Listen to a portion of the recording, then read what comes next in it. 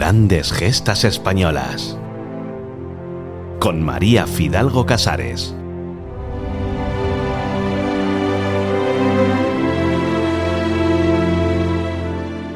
Hubo un tiempo en España en el que el boxeo fue un espectáculo de masas, un territorio donde se forjaban ídolos con tanta fuerza como los astros del fútbol. Carrasco, Urtain, Velázquez o Roberto Castañón. Y entre aquellos héroes del cuadrilátero destacó un afrocubano nacionalizado español, cuyo carisma y simpatía desbordante conquistaron el afecto de todo un país. Hoy se presenta la diversidad racial en el deporte como una gran conquista social antirracista, obviando que antaño figuras como José Legrá ya eran ídolos populares, sin que su procedencia jamás mereciera comentario alguno. Era su talento lo único que los definía como deportistas. Legrá, segundo de 7 hermanos, nació en Baracoa, en el oriente cubano, un 19 de marzo, y como era habitual en la cultura hispana, por ser el santo del día se le llamó José. Los documentos no coinciden si fue en 1937 o en 1943. Su padre, Emelio, descargaba fardos en los muelles y abandonó a la familia cuando el niño apenas tenía 7 años. Su madre, mamá Sole, lavaba la ropa en el río para las familias acomodadas y muchas veces José le cargaba la cesta. Era un niño travieso y vivaz que para ayudar a los suyos abandonó pronto la escuela y trabajó como limpiabotas, repartidor de leche, pregonero de periódicos, vendedor de cacahuetes e incluso guía turístico improvisado para los visitantes que llegaban a Baracoa. Una sucesión de oficios que templó su carácter y le enseñó a afrontar el mundo desde la lucha por la supervivencia.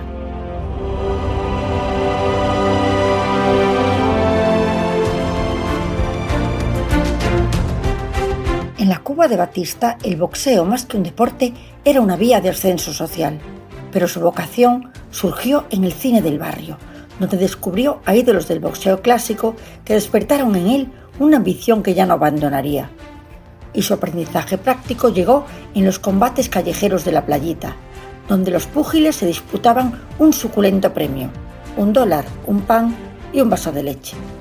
Y allí nadie lograba derrotarlo, y eso llamó la atención del entrenador René Pecado, quien lo condujo a la célebre Escuela Cubana de Boxeo, famosa por su rigor técnico y por su disciplina férrea.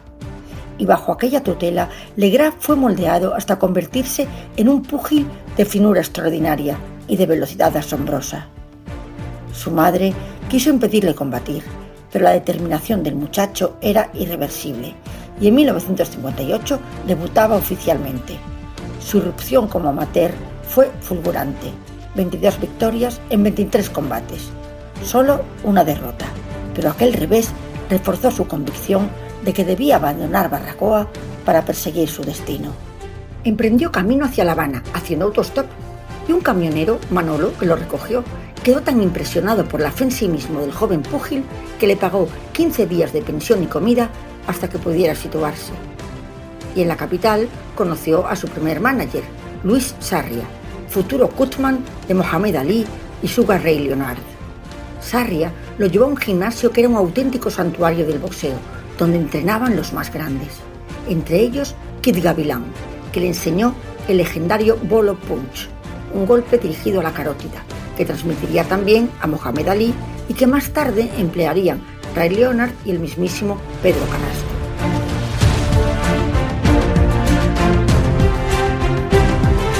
En 1960, tras el triunfo de la Revolución Cubana, ya era apodado el Puma de Baracoa y debutó como profesional. Bailaba sobre el ring y su movilidad desconcertaba a los rivales y fascinaba a los aficionados.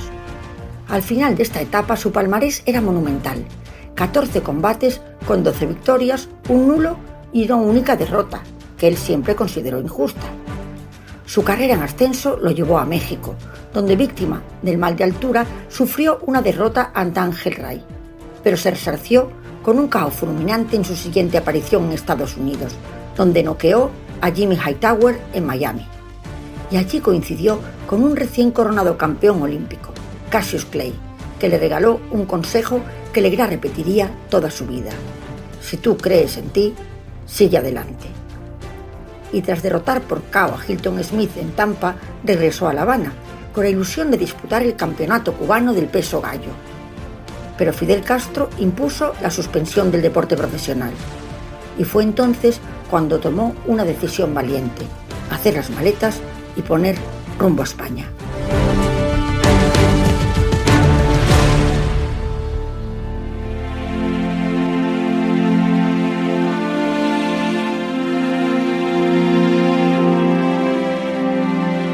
Y a finales de 1963 aterrizaba en España con los bolsillos vacíos y se instaló en Galicia. Pero su compatriota, el mítico Kid Tunero, le echó una mano. Fue puliendo sus virtudes, afinando su estilo y lo preparó para convertirse en el gran púgil que España estaba a punto de descubrir. Y entre 1964 y 65, Legrá fue derrotando a los boxeadores más experimentados y se situó en el cénit del panorama pugilístico español, compartiendo trono con Pedro Carrasco, el marino de los puños de oro. A ello sumaba una verborrea previa a los combates, heredera del carisma de Cassius Clay, que lo convirtió en un personaje mediático. La prensa pronto lo apodó el mini Cassius Clay y también el negrito de las piernas de alambre. Vicente Gil, el presidente de la Federación Española de Boxeo y médico personal del jefe del Estado, consiguió pronto nacionalizar lo español y se trajo a su madre y a su hermana. Ello le daba derecho a representar a España en la disputa del título europeo del peso pluma. El combate se celebró en el Palacio de los Deportes de Madrid en 1967, contra el franco-argelino Desmarets. Y antes de salir al cuadrilátero, Vicente Gil se acercó al vestuario y le dijo solemnemente: «Hágalo por España, su excelencia está pendiente». La expectación era enorme. El combate televisado congregó a miles de españoles en hogares y en bares. Y entre los asistentes podía verse al cordobés, Tony Leblanc, Perico Chicote. Y desde el primer instante, Legrá desplegó todo su repertorio: guardia baja y velocidad desconcertante. Y en solo 3 asaltos derrotaba por KO al francés. España tenía un nuevo campeón de Europa del peso pluma.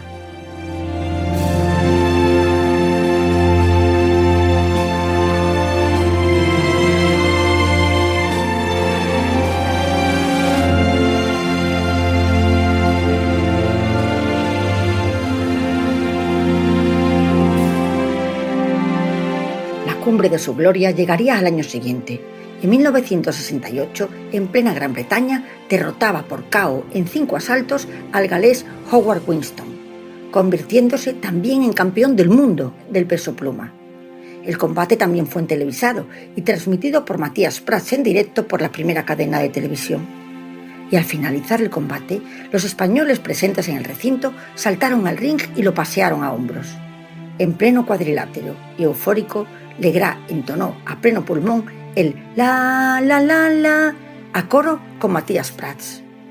La prensa británica lo bautizó como el estallido de Cuba. Su estilo, esa movilidad ágil, ese juego de piernas que parecía coreografía, esos golpes precisos que desarmaban a los rivales, desató la admiración internacional. Legrá había desarrollado una comprensión aguda de las debilidades de sus oponentes y utilizó ese conocimiento con inteligencia, consolidando una reputación que trascendió fronteras.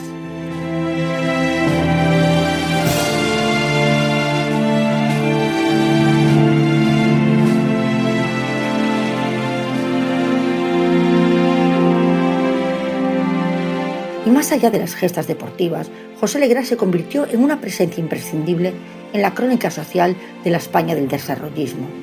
Su desparpajo caribeño y su sonrisa, que parecía iluminar cualquier estancia, encarnaban un tipo de celebridad nueva, espontánea, cercana, exuberante, vamos, un imán para las cámaras. Y con humor coqueto repetía: «Soy el mejor del mundo», mejorando lo presente. Y en poco tiempo se ganaba el afecto de las altas esferas del régimen. Fue el deportista que más veces visitó El Pardo, y Franco llegó a profesar una simpatía sincera por el boxeador. Tras sus victorias le regaló un Oppenheimer, un Dodge Barreiros e incluso un piso. Legrá, agradecido, al llegar la democracia no se acomplejó como tantos otros, sino que defendió su gran relación con el dictador y el apoyo que su régimen le había dispensado. España encontró en él un héroe deportivo que trascendió para instalarse en el imaginario popular, como símbolo del ascenso social en los años 60. y cuando no existía una infraestructura profesional sólida, Legras aportó al boxeo credibilidad, visibilidad mediática y rigor técnico, convirtiéndose en pieza esencial de la época dorada del boxeo español. La Real Federación Española de Boxeo lo reconoció con la medalla de oro al mérito deportivo y más tarde con la medalla de plata de la Real Orden del Mérito Deportivo. Legras irrumpió como un fenómeno mediático. Su frase «soy el mejor», repetida con teatral fanfarronería, se convirtió en una frase de la calle. Y su popularidad era tal que en 1970 protagonizó la película Cuadrilátero, dirigida por Eloy de la Iglesia, junto a la espectacular vedette Rossana Yani, una de sus múltiples conquistas, porque las mujeres fueron sin duda su gran debilidad.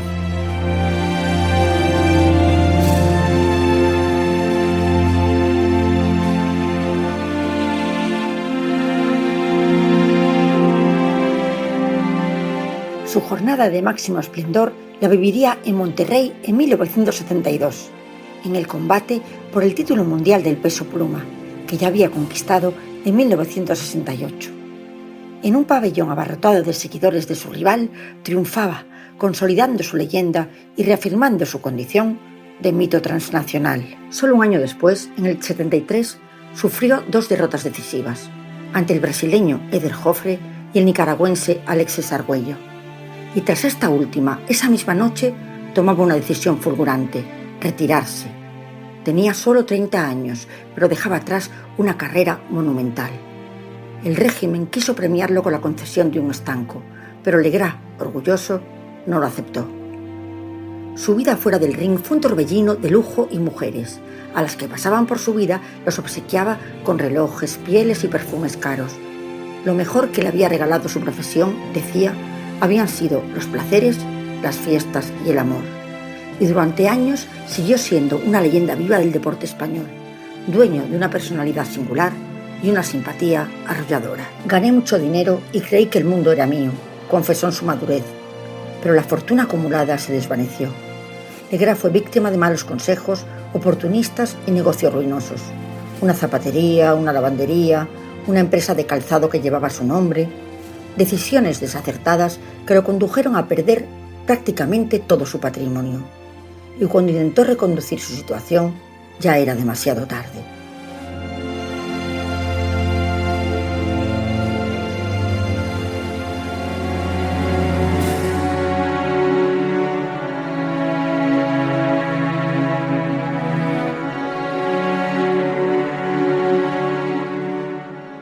A pesar del infortunio económico, Legras no fue un juguete roto. No encarnó la leyenda negra de los boxeadores devorados por la autodestrucción, las noches interminables de drogas y alcohol, ni un descenso a los infiernos.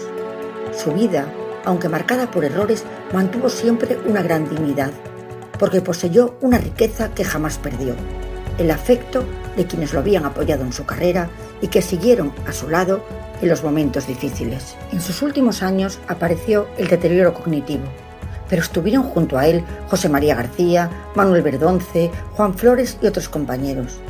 Y a esa red de lealtades se sumó el Fondo José Sulaimán, una beca creada por el Consejo Mundial de Boxeo para asistir a antiguos campeones. Y gracias a ese apoyo, Legras pudo mantener una vida digna en su etapa más frágil, en una residencia de mayores donde libró su último combate en 2020 tras contagiarse de coronavirus. Contra todo pronóstico, lo venció. Dijo que había sido su última victoria. Y solo hace unos días, José Legras nos dejaba para siempre. Aunque ningún político acudió a honrar a una de las grandes leyendas del deporte español, allí estuvieron aficionados, amigos y representantes de la Federación Española de Boxeo.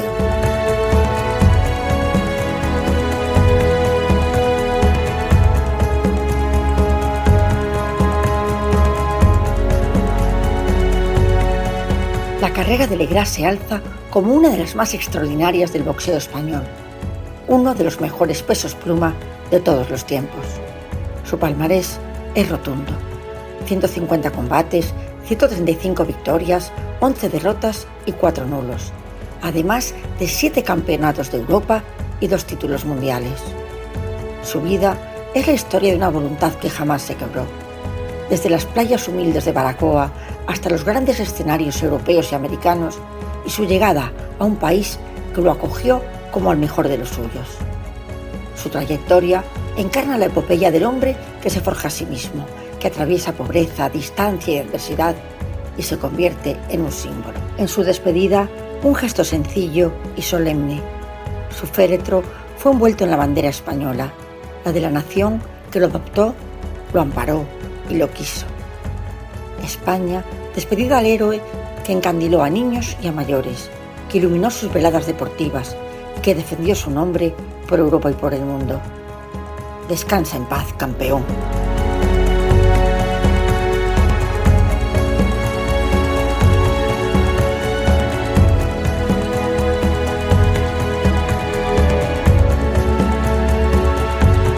Grandes gestas españolas. Con María Fidalgo Casares.